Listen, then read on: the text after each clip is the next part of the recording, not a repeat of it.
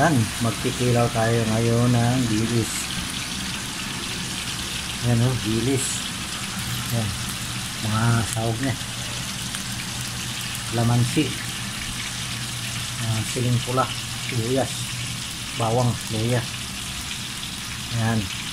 Hindi na ako maglalagay ng suka kasi nakababa na ito sa suka. Yan.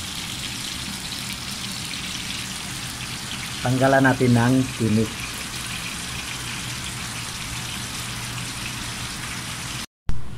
Ayun, nilagyan ng sili.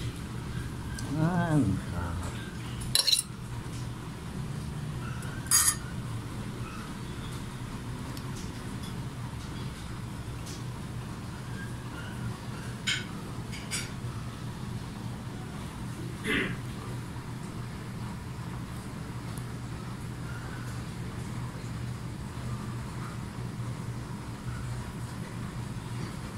Marami